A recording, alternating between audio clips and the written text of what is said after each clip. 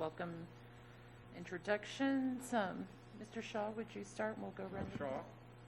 Faith Schulstrom. Sherry Brown. Heather Knust. Mike Burke. Carmen Campbell, District 6. I don't see anyone from the public, so I think we can move past public comments. Our minutes from February 4th, were there any comments regarding those? Can I get a motion to approve the minutes? Second. All those in favor, all those opposed, motion carries unanimously. And then I'll turn it over to you, Heather, for 22, or? If we can get, I think Mr. Burke was going to do some. Yeah, I just wanted to make a brief announcement here. Well, no, we've got a presentation that's similar to what went to the board last week, and not a whole lot's changed. But before we did that, I just wanted to mention that we've had a little bit of an organizational change here at the district. Ms. Knust has been promoted to Deputy Chief Financial Officer. And yeah, we're excited about that. And we're hoping that entices her to stick around for a while, because I see that there's my career is going to come to an end at some point, and I want to leave the district in good shape. So anyway, and Heather was highly sought after by other school districts around the state, so we're hoping she'll stay in Palm Beach here. We're lucky to have her. Congratulations. Thanks. So we'll get started with the presentation. Like I had said in the communication, the reminder of this meeting is we were really hoping that we were going to have some updated budget numbers from the House and the Senate. But unfortunately, it doesn't look like they're going to have that information till next week. So a lot of the information that we're presenting today is very similar to what was presented to the board at the board workshop last Wednesday. So we're going to get started with getting into just the legislative timeline. We're over halfway through the legislative session. Last week was the board workshop, and on April 2nd, which was right before our board workshop, there was a revenue estimating conference at the state level, and that revenue estimating conference really produced some good news.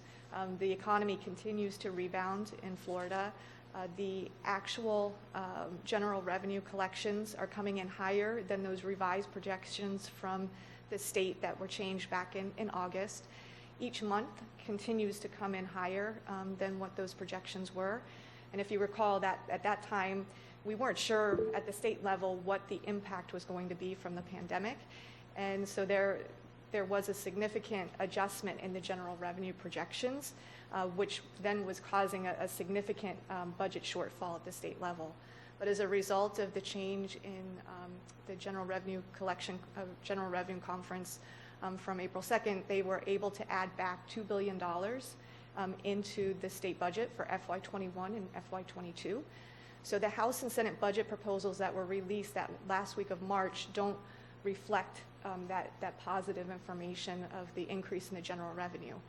We do still have to keep in mind that K-12 is just part of the state budget, and so there are a lot of competing priorities. So we don't know how we will ultimately benefit, but at least it is positive news, and we're hopeful that the House and Senate budget proposals will reflect that when they do have their updates coming out next week. In addition to that, in that same time period, there was also an adjustment to the enrollment numbers. There was also an enrollment review or an enrollment conference. And originally at our last meeting, we talked about that the enrollment was projected to decline by 48,000 students statewide. With that enrollment revision or enrollment conference that they had, they actually revised that down so that they're only anticipating a loss of about 22,000 students. So with those two changes, with the change in what the enrollment projections are going to be, as well as the economic outlook at the state level, we expect that there's going to be some pretty significant changes to the House and Senate budget proposals that I'm going to be talking about today. So I'm not going to spend as much time with those because we really do expect that those are we're going to see significant changes come next week. And looking at the last day of the session is April 30th. So we're really getting close. So now things are really picking up in the legislature. I wanted to focus and highlight a few of the bills that are out there. The The one that has the most significant impact and that we're most concerned about is that related to school choice and vouchers.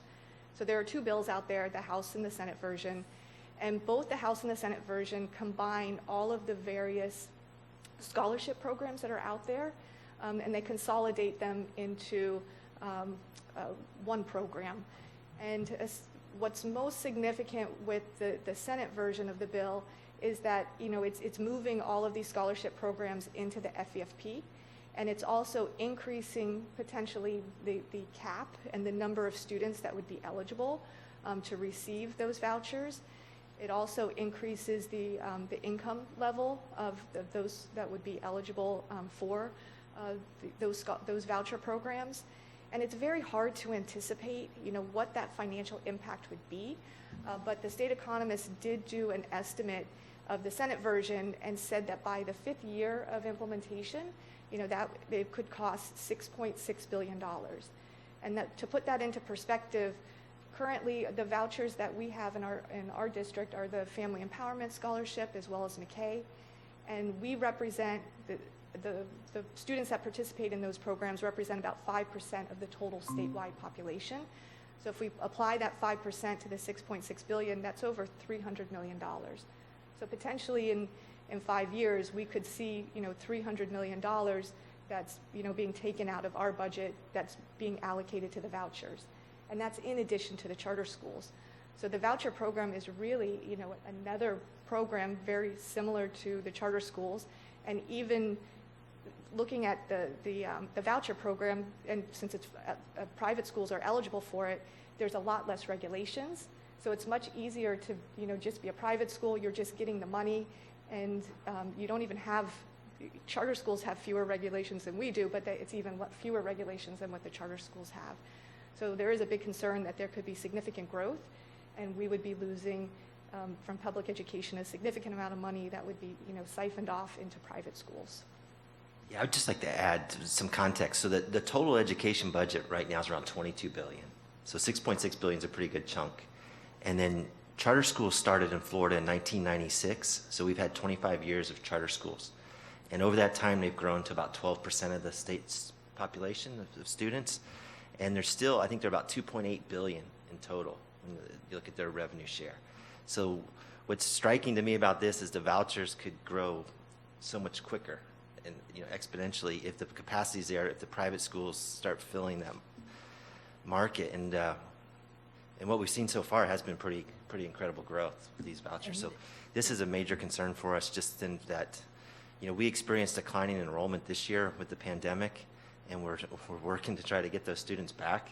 But we know that if we have now, we're going to face additional competition from vouchers. If that starts, you know, impacting our enrollment, it could mean some tough budget times ahead.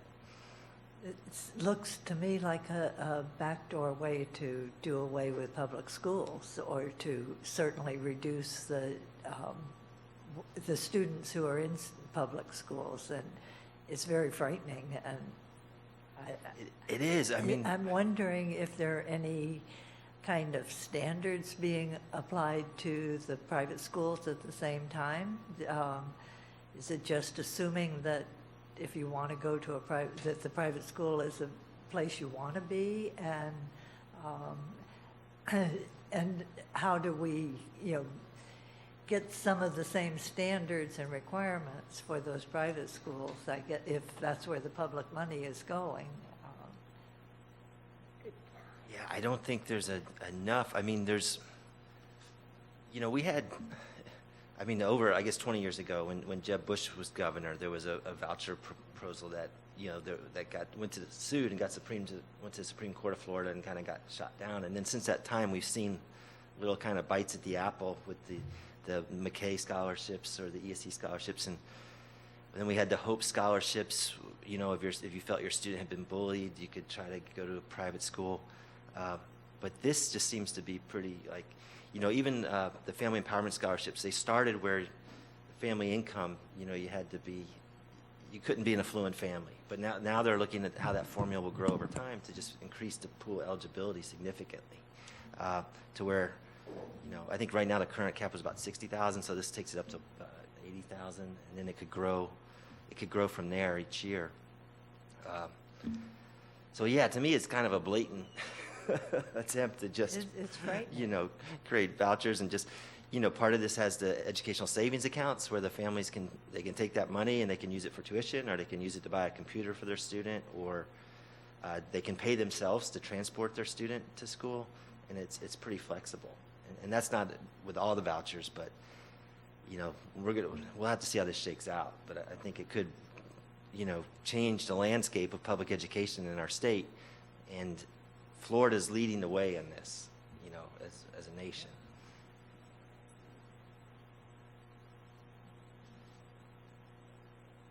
So These look pretty sure to pass. well, I don't know for sure. I mean, it seems to have a lot of momentum. And we've got a Senate bill and a companion bill in the House, and it's getting, some version of it I think will pass. I just don't know what it's going to exactly, what the final details will be. and they are very different between the House and the Senate proposals.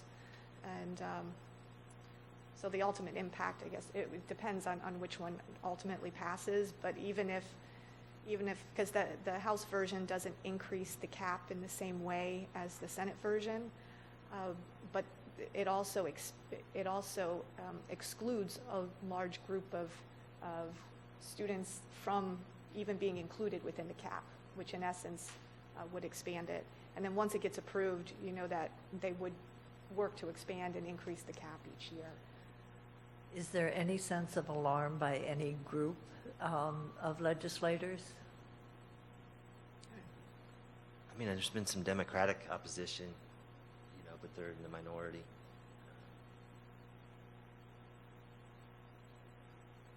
So this is the one that, we're watching the most, that could have the most significant impact, and, not only, upcoming years, but really what is the impact going to be in future years when we're doing multi-year, budget projections to forecast out what the impact to enrollment would ultimately be.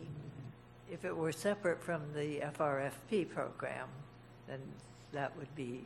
Right, yeah, because right now, the scholarship ESSER. programs that, some of them are outside of the FFP program, so it's, once they roll them in, then Right. it's diverting the. Then it's blatantly taking public Right. Yeah. funding Right. for It's- private education. Yeah, some are currently with the corporate income tax scholarships.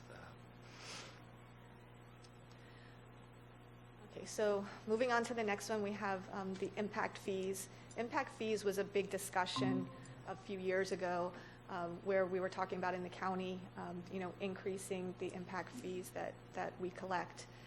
So what this bill, there's both a House and a Senate version, it's going to it's going to restrict the amount that we can charge, and it's going to also make the county phase in any increases over a certain amount over a number of years. And then also currently the county does a study every 2 years to assess whether whether the impact fee should be increased. This would limit it to every 4 years. So we're watching this bill and what potential impacts it could have. The next one is on taxes. Is there anything you Sorry, wanted to add? it was just always something. Yeah, yep, exactly. The next one I wanted to highlight was taxes and fees for remote sales. This bill, there's a House and a Senate version. It's just making sure that they're collecting all sales tax on internet sales, and any additional revenue that's collected would be applied to the unemployment fund. And the reason why I wanted to highlight this is just that, we know that unemployment was higher than expected. There's always competing priorities with general revenue. So we want to make sure that, if there is going to be a shortfall, there is an additional revenue stream that would come in to cover it, would be helpful, not only to us, but just for the state budget. I haven't seen any estimates on that one. I mean, I've seen some high level that the state thinks it could be $900 million to $1 billion in the state coffers. I don't know if you've seen anything differently, or. No, I haven't seen anything. It's only because there's the potential of our surtax increasing at some point. I'm just not banking on it yet until I can see some hard numbers and stuff, but. Right, I agree. Yeah. In looking at, and moving on, we have some changes to school district funding. We have add-on FTE that we receive for those students who pass AP and ACE courses. So here, this bill is adding in University of Cambridge and some other programs as well that where the teachers would be eligible for a bonus. What's not really clear in the language is whether we would be getting additional revenue in order to help offset the additional costs that we would have to pay, or we would be using the revenue that we're already getting and then just adding on additional bonuses that would have to be paid out. 80% of this money goes directly to the schools. The schools have to then use that money to pay out bonuses. The remaining funds they can use in order to benefit their school. So if there's additional money that they're being forced to pay out, that just limits the amount of money that's remaining for them to use for school-based priorities. In looking at the next bill, this was actually passed, but it was where it protects school districts from claims related to COVID-19, so that one's already been signed. The next two bills are related to charter schools. So the first one is authorizing and allowing colleges and universities in order to authorize charter schools. And the charter schools would run, all their funding would run through the college and university. They would be the LEA. It would not run through the school district. So the concern with that is that, once you add another authorizing agency other than the school board, it lends itself to adding other authorizers in the state. And that leads into the next bill, which originally, when I presented this to the board last week, this bill was only allowing charter schools to apply anytime during the year, and they could decide when they're going to open. It wasn't restricted to certain times, and it wasn't something that needed to be negotiated with the school district. Since then, they added and amended that bill to include an authorizing agency, a statewide authorizing agency. So not just the one which was allowing Florida colleges and universities to authorize, but just a statewide authorizer for charter schools. So they would be able to authorize and allow charter schools to open. We would have no say of which charter schools open in our district. And that has been proposed in the past. It was similar to the vouchers. At the time, was declared unconstitutional. So it will be interesting to see what happens with that. So moving on to the budget proposals. And this is what I was saying, we do expect these to change pretty significantly. The House and Senate released their budget proposals the last week of March.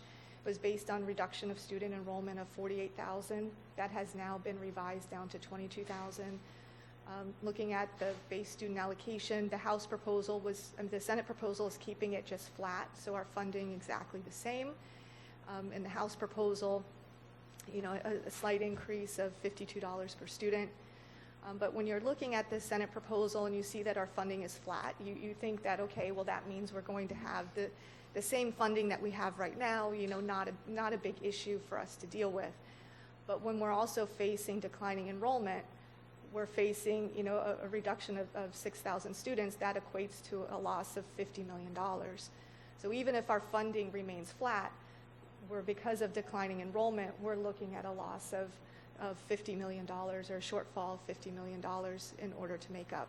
And yes, we do adjust our staffing allocation to reflect the declining enrollment, but it's not a one-for-one. And so, we're looking at, if we're reducing, I'm going to lose $50 million in revenue, we can probably make up about, half of that, or a little bit half of that, based on changes that we make in the staffing allocations out at the school sites. In addition to that, the House and the Senate have approved an increase in the FRS rates. We had an increase last year of 1.5%. This year, the increase is half of that. It's about 0.75%. So we're looking at an increase in our FRS rates of about $8 million. That equates to almost $50 per student. So, just taking those two into consideration, both proposals, even the House proposal with a slight increase, we are looking at a shortfall next year.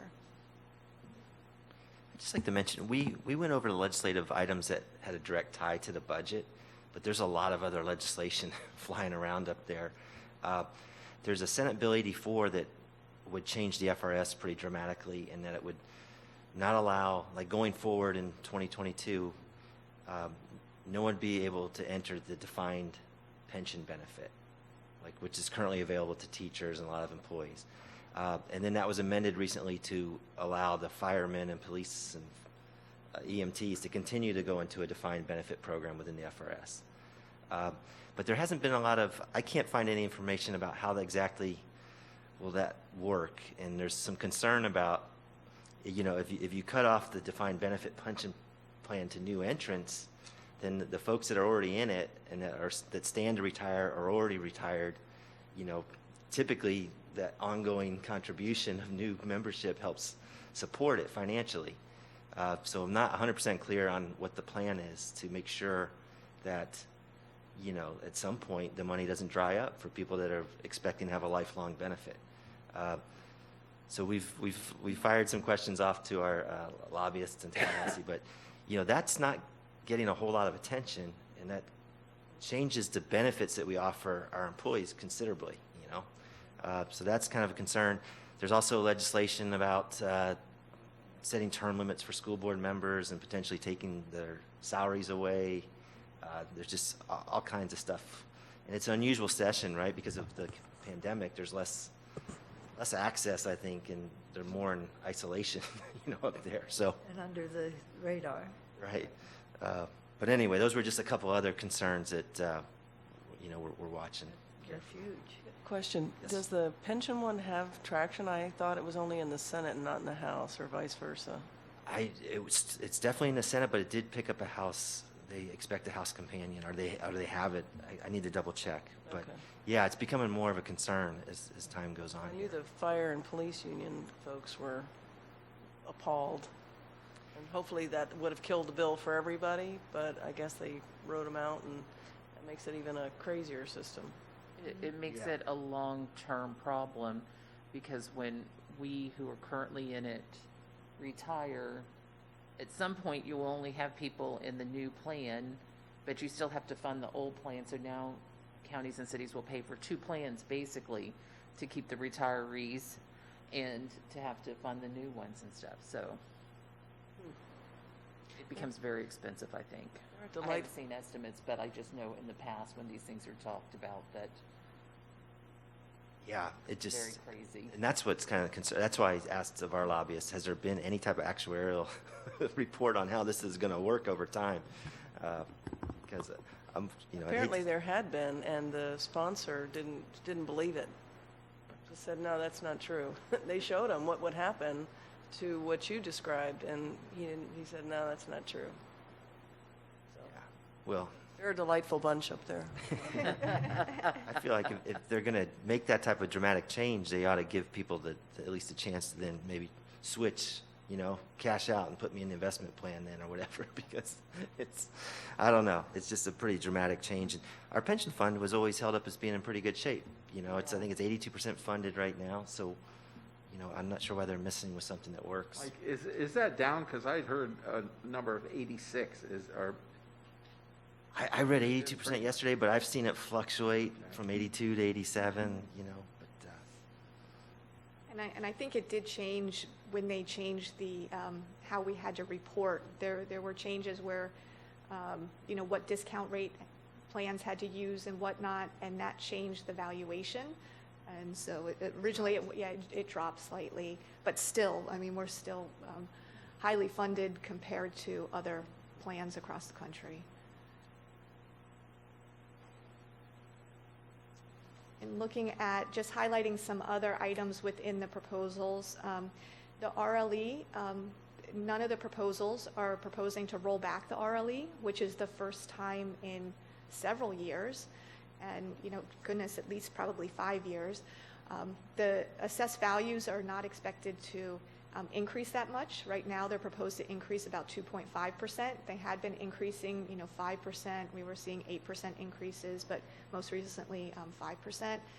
But it is nice to see that they're going to at least maintain the RLE, or proposing to maintain it and not roll it back this year. In looking at the governor's original proposal, we didn't see this come out in the House or budget proposal, but was originally, proposing to have a bonus for additional money for those teachers in Title I schools. So that was somewhat, we thought that was positive, because it would help to attract teachers possibly to go into those Title I schools, which are harder to staff. In looking at the House proposal, the one thing that was concerning with the House proposal is they were setting, both the Senate and the House proposal were setting aside a reserve to cover the missing students. So the missing students of the 48,000 students, both the House and Senate were setting aside a reserve in order to account for them if they were to actually reappear. So it will be interesting to see how that's addressed now that the enrollment piece has been revised down from a reduction of the 48,000 to the 22,000. Something that was, just a little concerning in the House proposal is looking to restrict how districts utilize our ESSER funds. So those federal funds that are coming from the state, they want to, somehow dictate how we utilize those funds, and on specific programs, as well as, whatever the remaining funds available, make us submit a plan to have the state approve. And if you read the intention of the language of those grant allocations, really the flexibility was intended to be at the individual district and school sites. So it was a little disconcerting to see the legislature wanting to try to use that money to restrict and be utilized in a manner that they dictate. The Senate proposal was the only proposal that was not fully funding the charter school capital outlay allocation. And so that could potentially mean that there's more money that we would have to pay out of capital in order to cover that shortfall. And I highlighted a lot of the budget challenges that we're going to be facing in 22, but the declining enrollment, that equates to lost revenue, the increase in the FRS, overall just increases in our operating expenses. FPL is proposing a rate increase. The impact of that rate increase is over multiple years. So we would be looking at at least a $3 million increase in FY22, another $3 million in 23, and going down to 1.4 million in 24, and an additional about 500,000 in 25. We are going to have, we're seeing an increase in our health claims as a result of COVID. So we're expecting to see that to continue in the next year. And I talked about in our last meeting about textbook adoptions, and that the cost of the textbook adoptions is really outpacing the amount of money that DOE funds us for instructional materials. And we are going to continue to have ongoing costs just related to COVID. That now that we're going to be back 100% brick and mortar come the fall, we are going to have additional costs associated with that. I already talked about the House proposal and how it's mandating, proposing to mandate how ESSER dollars are used, and that also seems to be supported by the governor as well. So it will be interesting to see what happens and whether they really do plan to restrict our funds. Initially, the Florida Department of Education sent out the applications for the ESSER $2, and all we were going to have to do was just send back the application, just saying we would like the money. We weren't going to have to provide a budget or anything as to how those funds were going to be used. After the legislature put the proposal in as to how to restrict the funds, that has now been put on hold. So we did send back our application, but it's possible that we could get the ESSER $3 before we get the ESSER $2 until they determine how much interference we're going to have at the state level.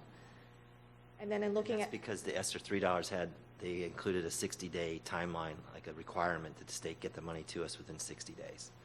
Heather, with the issues of diesel and some of those kinds of things that will have an impact, what have we seen during the course of this year, savings related to substitutes, electricity, fuel? Where have we seen savings because of the lack of activity this year? We have seen a savings, not so much not so much as I thought we were going to see in substitutes, because where we saw a reduction in substitutes, we saw an increase in teaching staff taking on additional classes as teachers were out. They really have tried to work together at the school sites to handle.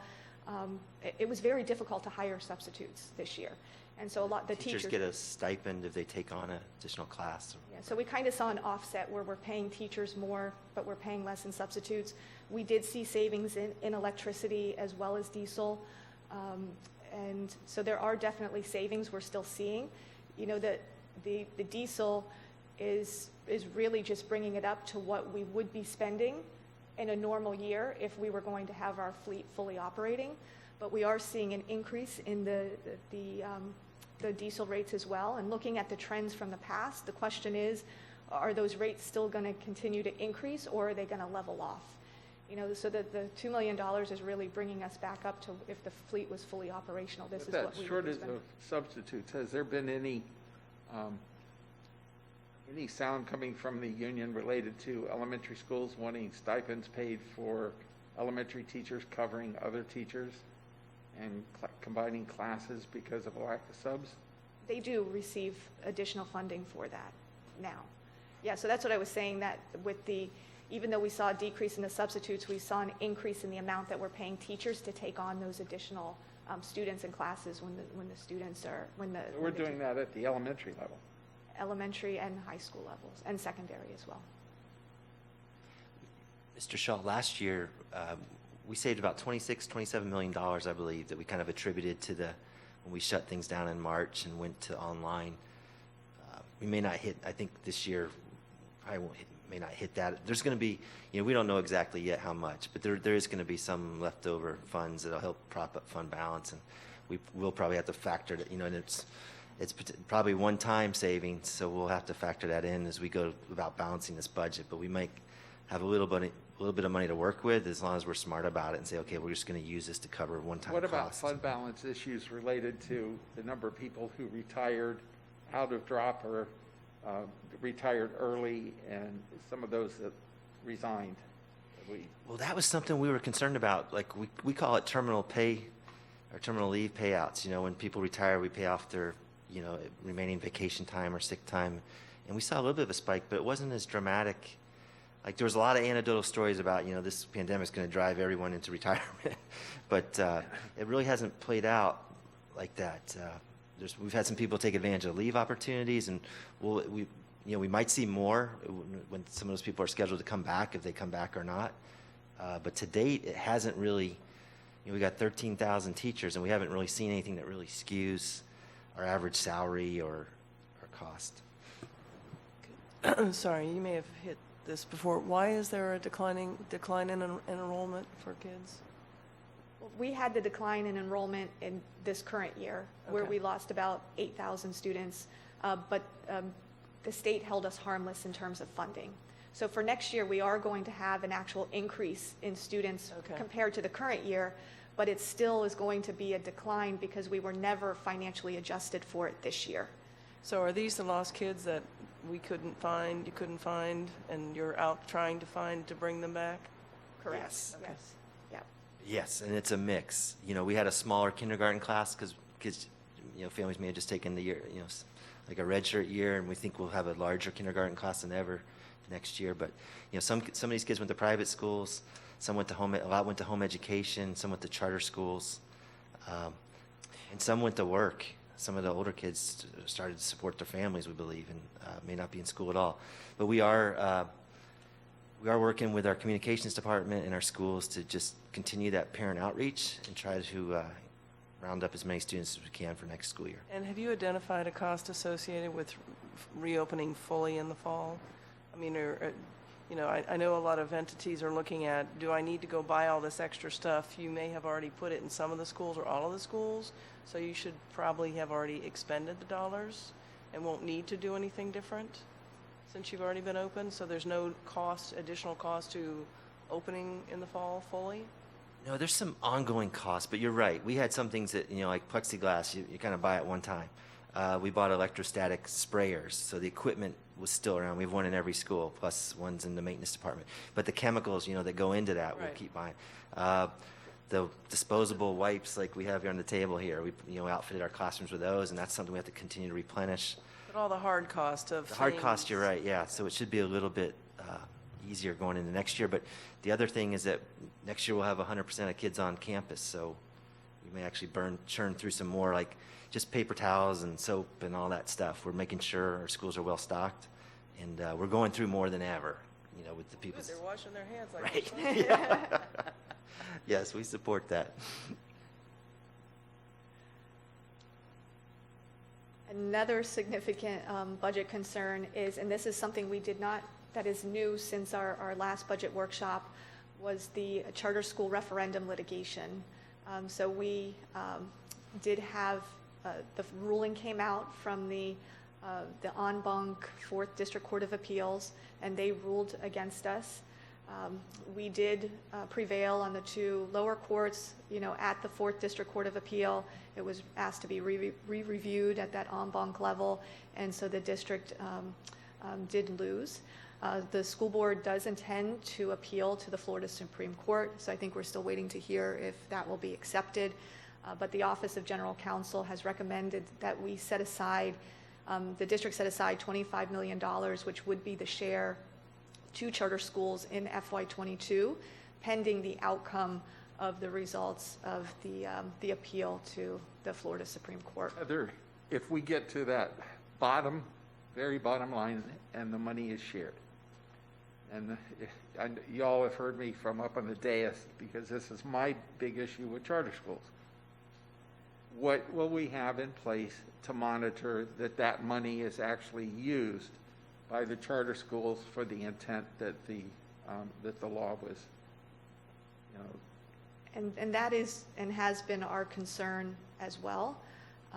We would have to determine and put procedures in place in order to do our best to monitor how that's being, how the funds are being utilized. But I know that was part of. Yeah, it was something we were contemplating because, the law changed, and when we go for the next referendum in 2022, we were obligated to share it with the charter schools. Part of that ballot language created an oversight committee, it's kind of like this one we're on today. And the money would pass through the district, so we could, and the ballot language is pretty specific about where the money could go, to the fine arts programs, to improve teacher salaries, security, mental health. So I think we leverage that oversight committee and also layer in some requirements that they have to show us how they're going to spend it towards those items that are on the ballot language. And, I'd like to handle it on a reimbursement basis. I don't know if that would work or what I mean, but maybe we should hopefully be able to set the rules there until the next lawsuit anyway. But this was a pretty strange turn of events. We won the first, we won the lower court decision. We won the appeal. And the first appeal we won on a 2-1 vote with a 3-judge panel. And the dissenting judge was, I guess, not happy with that, and he petitioned for this en banc review, which means the entire 12 judges within the court hear the case. Now, you'll see at 7-4, the judge that petitioned for that had to recuse himself and sit this case out because it turned out there was a connection with his wife and the law firm she works in. But, so then we lose on the en banc review, and even that review was interesting. There were some pretty strong comments by some of the judges that were on our side saying that, I can't, it just kind of pointed out some of the craziness, and that we felt like there was, I think they kind of exploited, there's some confusion about the different tax levies. Like there's a discretionary tax levy that's part of the FEFP that goes to charter schools. And then there's the discretionary tax levy that goes with voter approval. And those are two distinct revenue streams, but it seemed like the water got muddied enough. Well, yeah, if they get this tax, they should get all the discretionary tax. But anyway, hopefully, we're going to keep fighting this, but it's not looking good because the Supreme Court, not necessarily, we may not fare much better there than we did in this circuit court. I mean, these judges are appointed, and we've had some turnover in the Supreme Court in recent years, and we've had over 20 years of governors that strongly support charter schools. So I feel like we may not be getting a fair shake here. But the tough part is now, you know, we don't know at this point if we'd have to go retroactive, because we've spent 2 years of this money. And if we had to go retroactive, that's about $45 million. And what the attorneys have advised us is that now that this appeal, with this appellate ruling, that we cannot ignore this. Like, we need to just at least start putting the money aside into a reserve going forward until we know the ultimate outcome. So this $25 million is, you know, the referendum should be self-supporting, right? We had language in there, even when we created the referendum supplements with our teachers, the MOU with the teachers union said, it said if there's any type of catastrophe, like a lawsuit or a drop in the housing market or those type of things, that we would have to maybe sit down and renegotiate to maintain the equilibrium of the referendum. So now we have to look at, you know, the total referendum's over $200 million. The charter schools get about 11% of that money based on their enrollment potentially, or 11.4. And, I'm sorry, Ms. Knust was going to get to the details here. Heather, why don't you jump in? But we're starting to look at saying, okay, well, we have to shave off that slice of revenue, then we need to go back to those programs that are supported by the referendum and reduce them accordingly, which will not be pleasant. So we, as Mr. Burke mentioned, we have an oversight committee. It's the Independent Referendum Oversight Committee. Ms. Brown actually is the representative from the Budget Advisory Committee that's on the IROC. And so we meet quarterly. We present, you know, this information to the committee at each meeting, how the money is spent, what the forecast is to be for the year. So based on our last meeting, you can see the breakout. The very first line is the teacher supplements, makes up over half of the referendum. It's $120 million. The fine arts teachers, so elementary art, music, PE teachers, and then career academy teachers and choice teachers are about $57 million. We have mental health of $16.5 million, and then security is about $19 million of the total. So if we were to take the $25 million, you know, prorate it based on each of the share of, you know, where the reductions would come from, you know, we're looking at $20 million in the area of the supplements and the teachers, $2 million in mental health, and $2.2 million in school security.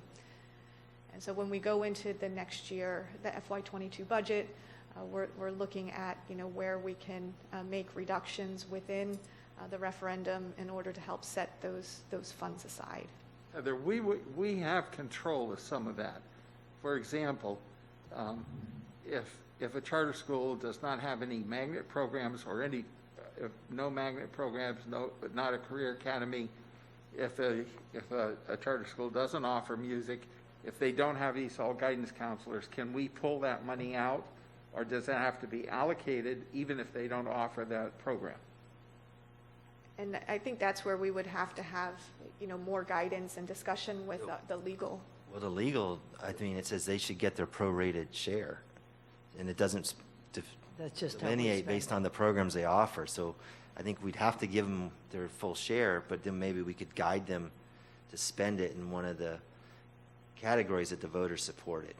Because the ballot language included these 4 categories. Right. So they may spend 100% of theirs on security.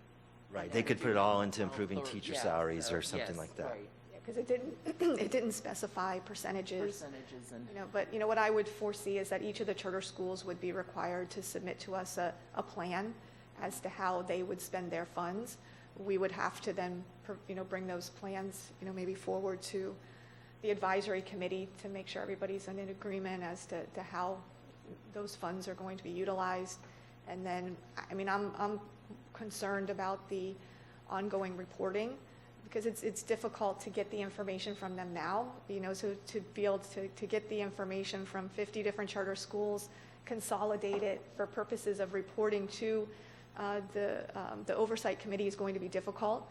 This is just the first page of the report that we provide to the committee, but we actually, behind it is a detail by school. So it shows by school the FTE, total expenses, the projected expenses, so it's very detailed. and getting that level of information from the schools in a timely manner, in a way that I can then be able to report out to the committee, that I think is going to be difficult. Right, under psychological services, a lot of charter schools use our psychologists to do the testing and those psychological services. Would that money be kept by us, or would it be double dipping because we'd be paying for the service and then giving them the allocation? No, these are school psychologists over and above, and those are considered part of our overhead piece, that our administrative fee, the services that you're talking about. So it would not be double dipping and part of this, and that's something that a service we choose to provide to ensure that the assessment of the students is accurate. And I could bring Mr. McCormick back to speak to that further. But yeah, that I do know would not be duplication. Those are school psychologists over and above our normal array of our school psychologists. Maybe I didn't ask, if a charter school has a contract totally independent for psychological services, they're entitled to their share of this. Well,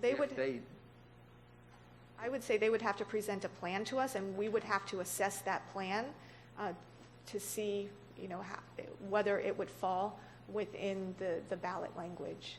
And it might be something that, like I said, is also brought forward to the Independent Referendum Oversight Committee to get their input as well, as to whether the plan that's being presented meets the intent of the referendum language. I mean, I understand it will be difficult. Anytime you're working with 50 outside agencies, it's not easy, but this will be something that we'll have to get right, and it's going to be in everyone's best interest to do so. I mean, we know the law for any future referendum, we have to include the charter schools. And the charter schools, if they're wise enough to look into the future, these referendums, they pass when the voters support them and they're comfortable that the money's going to go where it's intended. It's going to be a little bit of an uphill battle, because I went around the county at several events to talk about the referendum when we were putting it on the ballot, and I heard from a lot of folks that were concerned that they were happy the charter schools were not a part of it, right? Because they were concerned about that very thing, that I don't want the charter schools, I don't want the money being abused. So we're going to have to get that process in place and make it work and provide that same level of accountability, because otherwise we'll both be in trouble. And the district is heavily dependent now on this one mill. I mean, you can see it's going to some pretty critical things. Over 785 teachers now, and some important programs with the mental health and security. So my question is, I heard you say that a lot of times, and I heard the public, and that you paid attention in crafting the language. And how do you get the voters' trust when what you voted for, that was clarified many times that this was for district schools? What was wrong with the language? The language, there was really nothing wrong with the language. We had legal opinions that it was legal at the time. I mean, and even the law that changed that said charter schools have to be included going forward did not change what we did in 2018. I share that concern, and that's part of the problem with this the appeal being reversed. The will of the voters was basically ignored, because it was very clear what was intended. Did they address that issue? Did the appeals court address that issue? No, we should get we could share the ruling with the committee. If that's something you're interested in it, I could go back. I need to read it, because there's the dissenting views, and it's been a while since I've read it.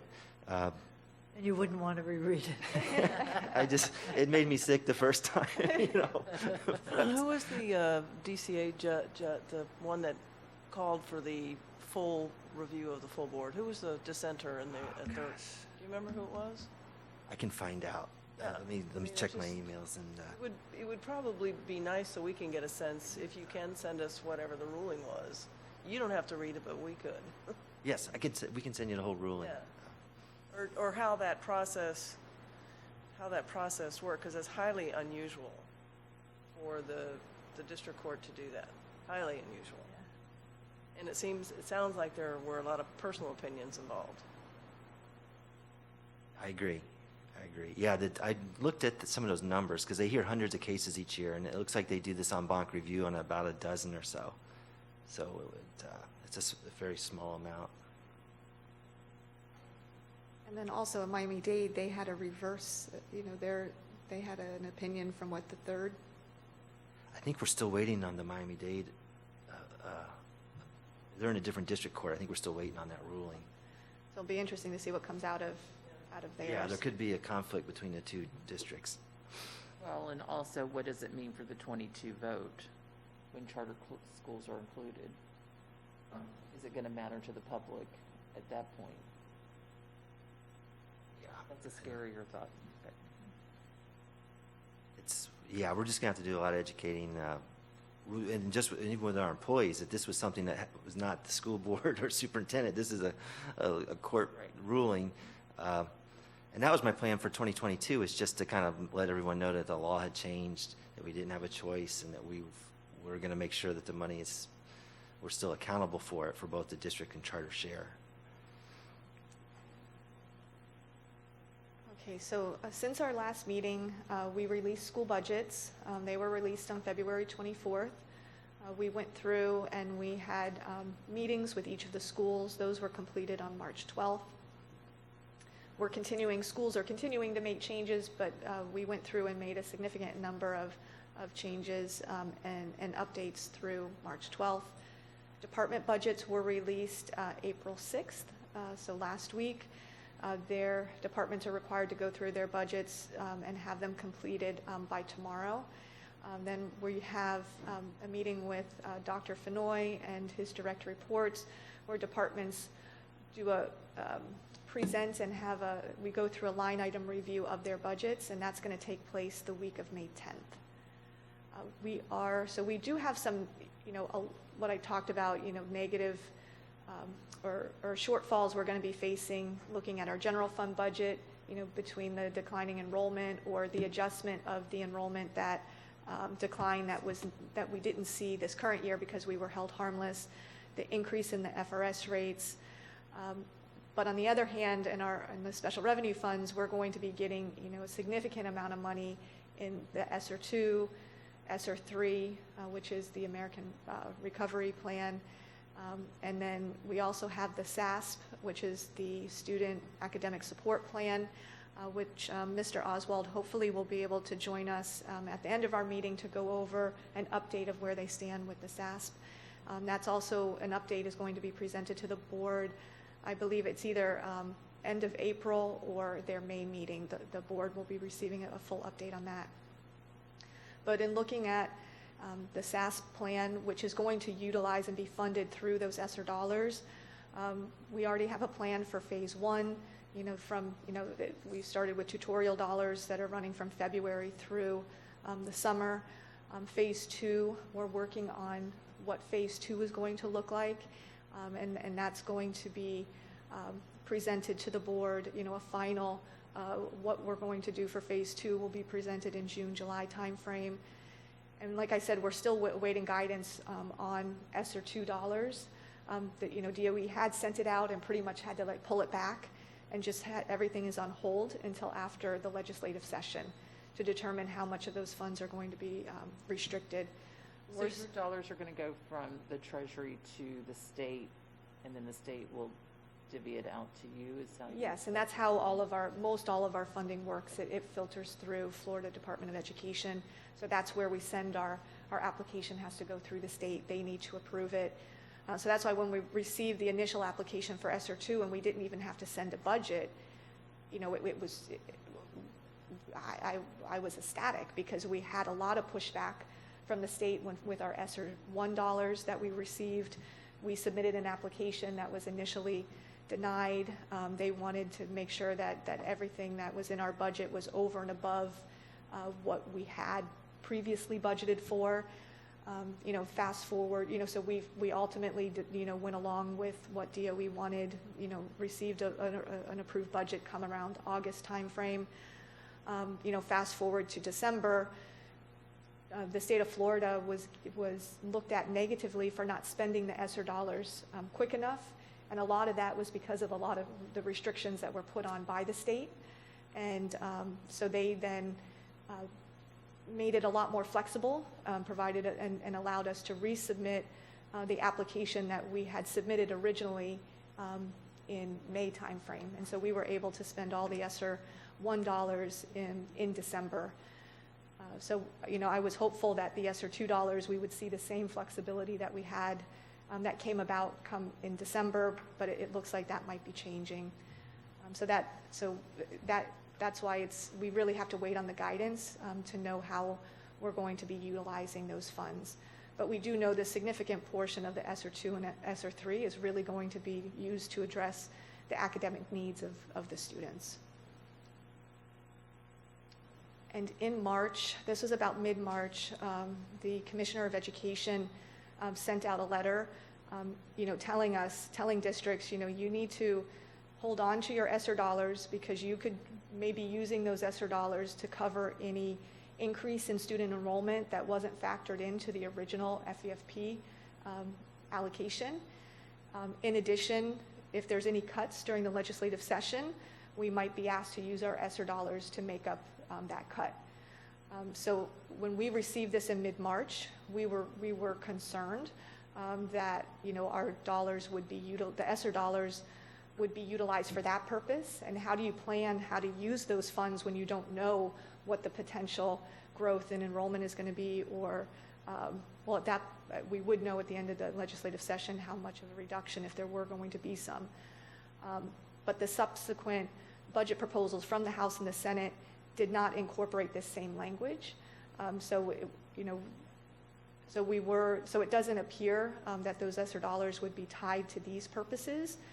We still don't know for certain, but at least as of now, it doesn't appear it would be used for to fund enrollment growth, or it doesn't look like there's going to be cuts from the legislative session, but they could, from the legislative session, restrict how those funds and dictate how those funds are going to be utilized.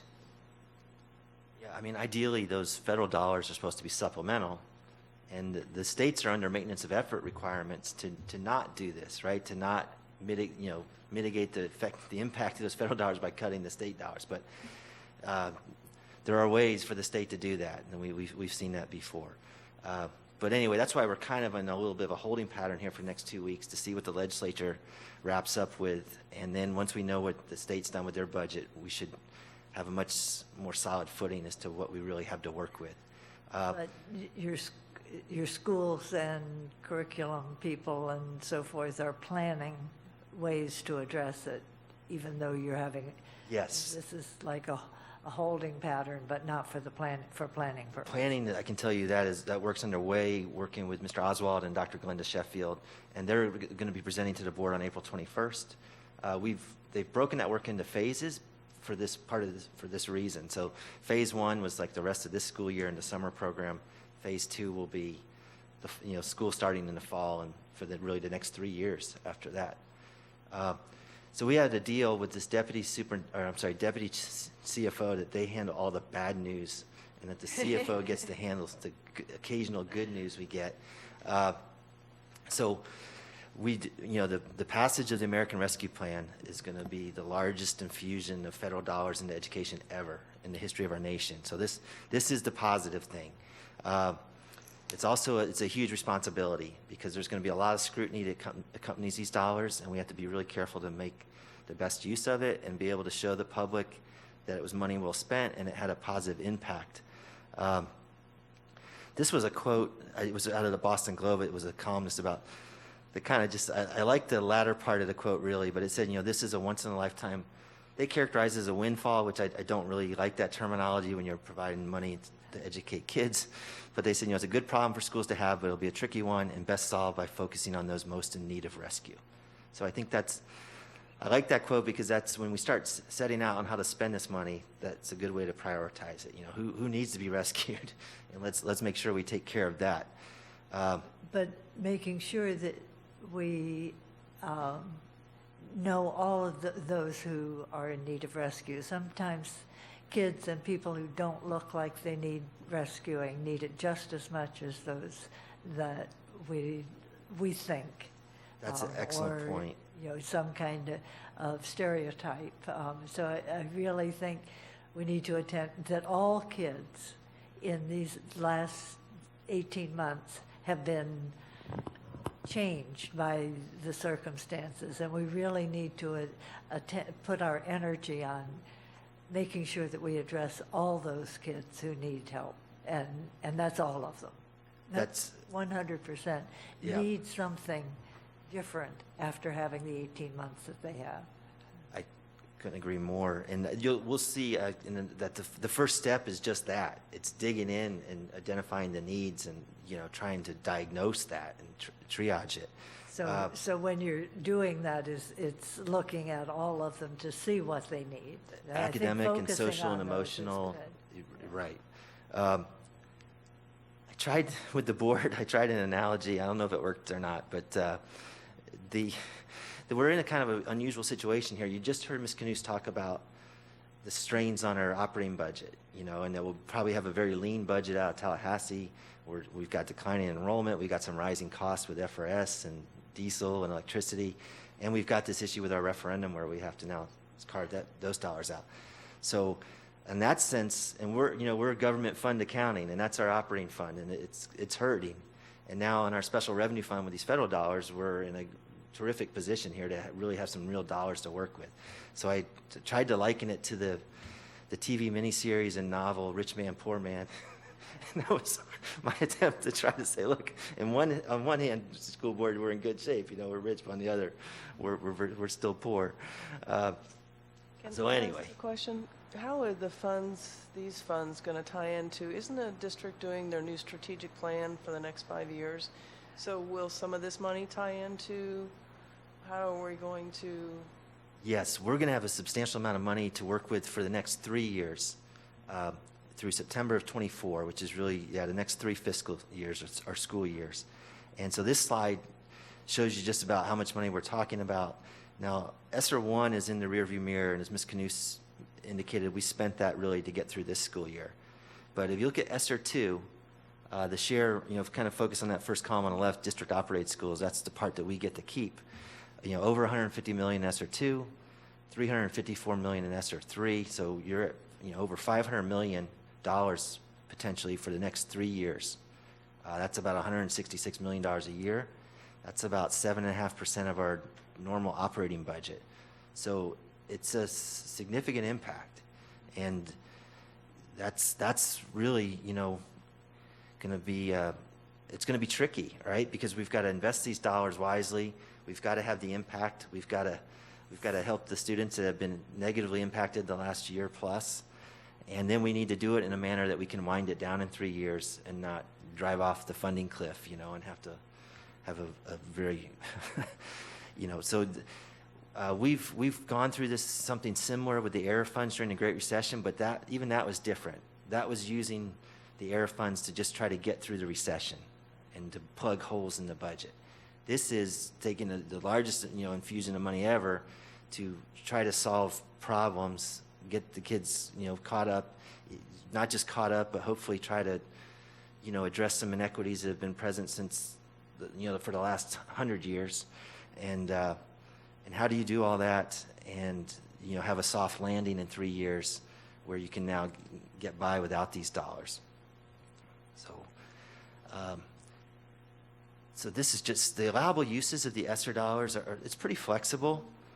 Now with the first round of ESSER, those were pretty flexible as well, but then we found that the state kind of layered on some additional requirements. And now we see, with ESSER 2, the legislature's having that same conversation. So if you just look at the federal guidance, you've really got some pretty wide latitude. ESSER 3's got a few things built into it. It does require that at least 20% of the money go to address the learning loss, or what we're calling unfinished learning. And that can be academic and social emotional needs. And to me, that's not a problem. I think we'll spend more than 20%, because that's kind of job one. And then there was also a requirement in there that you protect your schools, the 25% of schools that have the highest rate of free and reduced lunch. They didn't want you to do anything that would be inequitable for those schools, and that's not an issue either. I'm not concerned really about these requirements.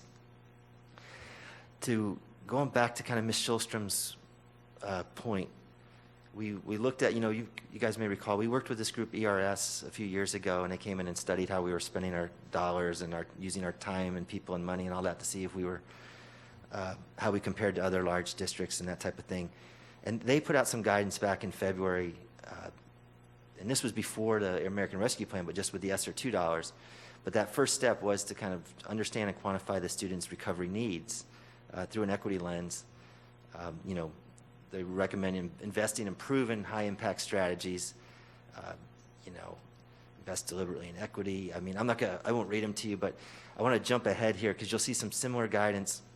The Council of Great City Schools, which our school board's heavily involved with, they are also releasing guidance on what they're calling the optimization of these federal funds, optimizing the use. And, there's some overarching goals. First, many districts across the country are just now getting open. Florida's a little bit unique in that we've had brick and mortar schools open since last September. So in some regards, we're ahead of the game. And that's going to help us I think we may have a better handle on identifying the needs because we've got some more diagnostic information and that type of thing. But for some districts, or in other states around the country, they're going through what we went through last summer. So yeah, you can use this money, for the PPE and that type of thing. And then the big chunk should be going to address the unfinished learning. And then the idea would be that you make investments so that you've got something to show for this after 3 years, that you've built capacity and that you can sustain some of these things even when the dollars are gone. So we shared this with the board too because it's a huge opportunity in front of us with these dollars. You do need to take some time to really develop kind of your plan and have a multi-year plan. I want to do a 5-year plan really that covers the 3 years that we have the dollars and then go another year or two beyond that to show how we will kind of ramp down and get by without the federal dollars.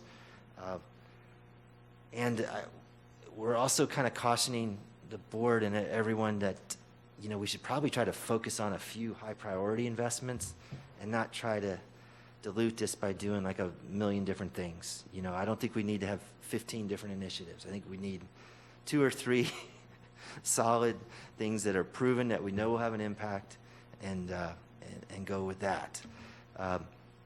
There is some opportunities that, for facility improvements related to air quality or potentially maybe moving away from water fountains to the water filling stations and that type of thing.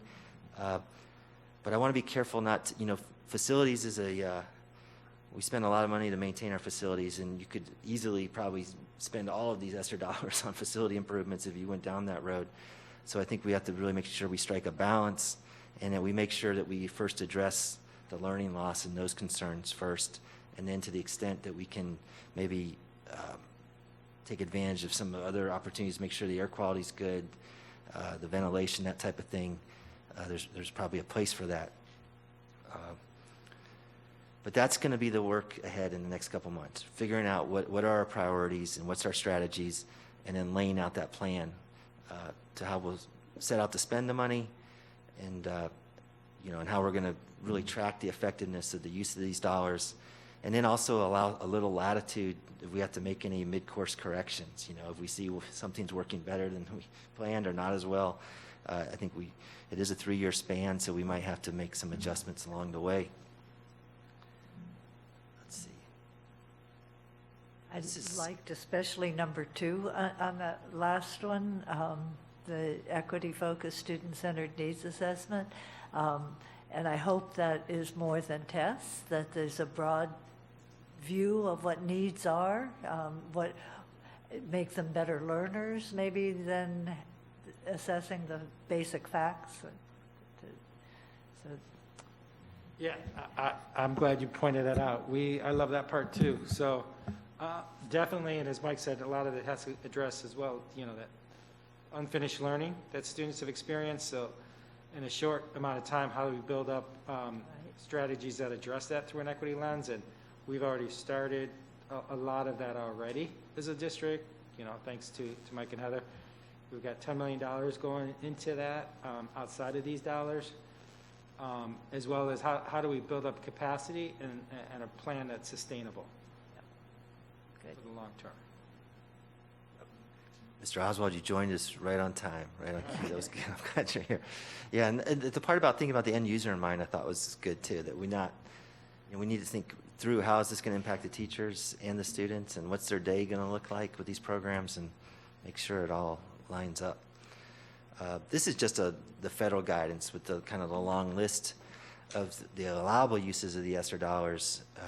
It can be used for technology. I mentioned the ventilation projects, but really everything we should be able to tie everything back to really the impact of this pandemic and what we're doing to recover from it. All right, so we borrowed some of Mr. Oswald's slides here. Keith, would you like to Sure. take over? Thank you. Yeah, so I'm just going to do an update on the student academic support plan. So, and I think we talked about last time, but so currently, we have provided schools $2 million in targeted tutorials that had started back in, I think it was February. So schools are working to mitigate a lot of this unfinished learning through extended learning times, so after school, extra period supplements, before school, weekends, etc. What we promised the board is to go back to them in May with an update on what we're doing with summer. So we're actually a little ahead. We're going to be going to the board Wednesday around an update on our summer programs and what we're providing our schools. And then, as Mike kind of talked about, our long-term goal will go back to the board, sometime in July, August, with what that looks like for the ESSER dollars and how we're addressing student academic supports. So again, our purpose really here is to address that unfinished learning. So where we know we had learning loss in the past, it's only been exacerbated due to COVID, and we're definitely seeing that students' impact. I was just running some numbers. The increase in number of students with Fs is up about 13%. Those are individual students, so about it's like 14,000 students or so. When you look at our secondary, so it's having a great impact, and how that plays out everywhere from graduation, promotion, decisions. So how do we leverage our resources to really creatively support our students moving forward? Next slide. Our framework really was around the MTS, is around MTS, so the multi-tiered systems of support. So long-term, how do we address core instruction, which all students receive day in and day out? There's some exciting work coming down with some literacy adoptions that will help support high-quality materials that addresses that, as well as some strong professional development to address those core priorities. But we know that many of our students need extended learning time to really address that learning loss that they've experienced. So this summer we have, and I can't remember your next slide, if it's in here or not, but so what we're really targeting are those students with the greatest needs. So we're going to provide at the high school level, to give you an idea, additional dollars to address graduation. So I think that's the biggest priority right now. The executive order from the Commissioner and the Governor came out last week that gives us a little bit of flexibility. However, it's very clear that students still need to meet that standard high school diploma, and if we're going to waive the assessment requirements for algebra or English language arts, that's on a case-by-case situations where students demonstrated that they've really mastered that content. So schools will be receiving dollars to open up their schools, all high schools, all summer, or for 4 weeks this year, so we're excited about that. As they get all their seniors on track, they can use the resources they're receiving to begin targeting juniors, et cetera, and move that backwards. In middle school, there's a similar in policy around student progression for our 8th graders going to high school. So school course recovery is being expanded where schools will get additional resources. Again, we're opening up all of our middle school campuses for this particular project, as well as we know that transition is a big issue. We're targeting our 5th graders going into 6th grade, into the school they're going into. So if they scored a level 1 or a level 2 in both reading and math in their 3rd grade FSA or on a diagnostic subsequently, they will be invited to a summer transition program for that 4 weeks to help give them a head start. Again, these would be the most neediest students that we're targeting. Transition is always a challenge from elementary middle, so that will be another project. Also in the middle school, once they get all those 8th graders set, they can begin to target the 7th graders as well that are behind on their quality points that tie to our student progression plan to go from one grade to the next. And then in elementary, we're really excited about the elementary program. We've always done that 3rd grade student summer reading academy for those 3rd graders who score level 1 on the FSA. I've always been invited to summer reading academy to meet promotion or statute requirements to go to 4th grade. That's also addressed in the executive order that the progression from 3rd to 4th grade won't be tied to the FSA test results. But we still have to meet those requirements as outlined by statute. So basically a level 2 on the FSA equivalency. So there's other assessments we have as a district, there's portfolio, all that has to be required. So that's still going to stay in place for 3rd grade. In addition, we're going to target K-1-2, so our students who are going up to 1st, 2nd, and 3rd, and are in our lowest 20%, testing at the lowest 20% of the district. Those students will also be invited to a summer program. There's about 7,000, I want to say approximately students that are in that bucket that will be invited for a summer program. So we're pretty excited about that as well. Those will be in cluster sites. So there are going to be about 32 sites that will be open throughout Palm Beach County. So we're adding in another 12 sites on top of what we normally have done at the elementary level. In addition, a couple of the notes. So one of our concerns as we built out the summer program, will we have teachers who actually want to work because people are tired from this year? We did do a survey and indicated about 1,400 or so teachers would want to work this summer. It's going to be close, but we feel like we can meet that demand. We also will continue our ESY and ESOL programs, so extended school year based off students' IEPs if it doesn't fall into one of these other programs and their IEP indicates they need a summer program, as well as our English language learners who don't fall in one of those programs, they need to come for language development for this summer. And again, big shout out to the finance team here for their support. We're also providing transportation across the board for all of our programs, as we know that's a big barrier when it comes to equity, making sure that our kids are able to get there. School food service has really stepped up. We're going to offer school food service through all these sites as well, and as well as feeding distribution sites for the community in a number of these also. So pretty excited about that. And I think one of the things that you had brought up before in the past around really making it engaging for our students. It's not just drill and kill around academics.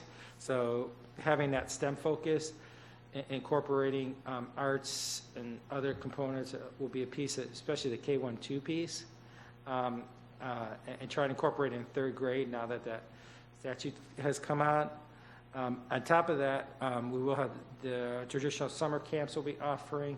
We're doing a couple pilots and partnerships with some Palm Beach County and some of their camps to try to integrate some academic components in what they're running. So there's a lot of one-off projects that'll be happening too throughout the county. So we're excited. So we're just trying to quickly finish building this out. I know Heather's been working hard to finalize those numbers to get the budgets to the schools so that we can begin hiring and be ready to go on June 22nd. As we look at how we build out our programs, we're looking at a lot of different organizations, how they've been studying this unfinished learning. So it's not just what we think is a good idea. How do we prioritize how we approach this particular problem that we have across our country? And so we've been looking at a lot of the resources from Ed Trust, Council of Great City Schools, and ERS. I know you're probably familiar with ERS. Mike and Heather have gone over that in the past, but they put out a document about how to spend dollars wisely and how to prioritize which students. Just some high-level themes that are in a lot of these documents is really that equity lens and really the dollars following the students that are in need the most. There's a lot of research about, a quality tutoring lesson and a very ineffective tutoring lesson, and, relationships matter in that. How many students are in a tutoring lesson, so really working on making sure that tutoring session is done well. Obviously, expanded learning time.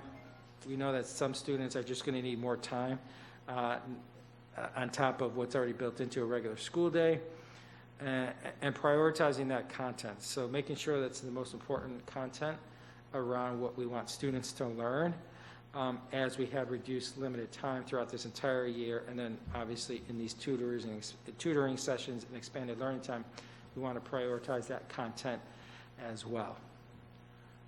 And I just wanted to add, these are actual live links, but I can also email them, include them in an email to the committee. Each of these are live links to actual documents.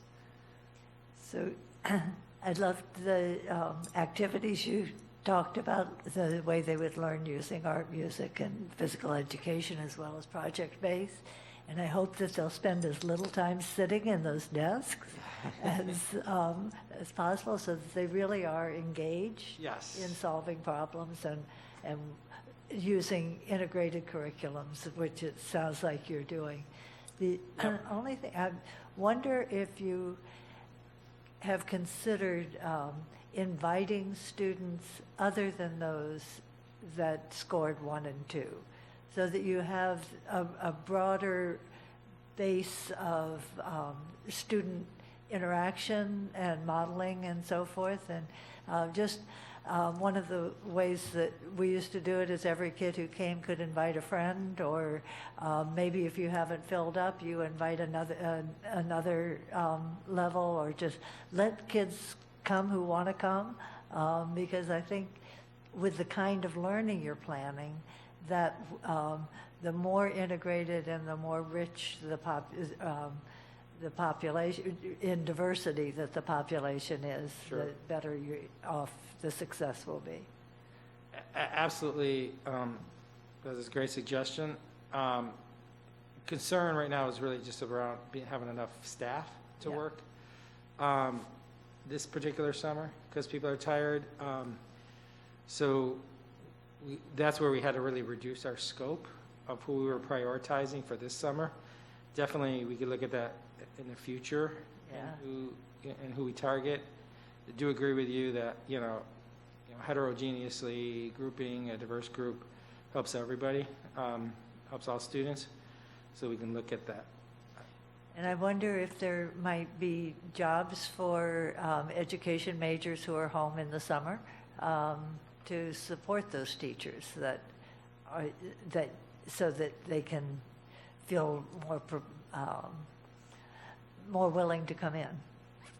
We've allowed some of that right now during some of these targeted tutorials where schools have gotten, we call it an academic tutor and some other positions.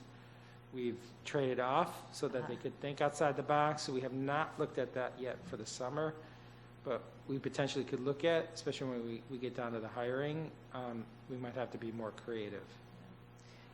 And I think we talked about this last time, reaching out to some of the nonprofits who have education summer programs, especially if you're having teacher shortages, where they could use, what they're doing to be able to help with some of the, kids. It might be an off-site visit, but a little more challenging and exciting. Like you said, get them out of the classroom. So I don't know if you had a chance to reach out to any of them that have education or summer camps. Yeah, so we're working with Tammy Fields with some of the organizations that she funds through the county. But there's a ton of other nonprofits that aren't funded by the county that do have summer programs, education programs. In the Glades, we're working with Boys and Girls Club, which have a big spread out there. And how do we integrate what they're doing with our summer program? are the conversations we're having. Primetime, who supports a lot of organizations, that's not just through the county. We're working on trying to integrate where we can. Well, I know that MacArthur Park, they have a summer camp program where kids in a classroom kind of setting, but they're dealing with other. And then I think Loggerhead has one, and I think there's others. So just a suggestion, they might be able to supplement what you're looking at doing. Yeah, I don't think we've talked to them, but I'll put it on my list. Yeah. Yeah, I know MacArthur they were having summer camp programs, and I think Loggerhead also. Okay, we'll look at, I know we have a relationship with them. I don't think we talked about summer. Well, just like you were saying, if there's a shortage of teachers and you want the kids to be motivated about it, sometimes if you put them in a different location where you can segment and 2 days a week you go here and you learn or something like that. Mm-hmm. A lot of those organizations too are doing traveling kind of field trips. Yeah. Okay, that's great. Any other questions you have for me on the summer programs or suggestions? Well, thank you very much, Mr. Oswald, for coming down. I know you were very busy today. Looking at our timeline, we have a board workshop, and I think it's May 5th, and then we have our budget advisory committee the next day, May 6th. And so at that point, we'll have the legislative session will be concluded, so we'll have the final budget numbers for the upcoming year. We have our tentative budget adoption is July 28th. Final budget adoption is September 14th. And with that, are there any other questions?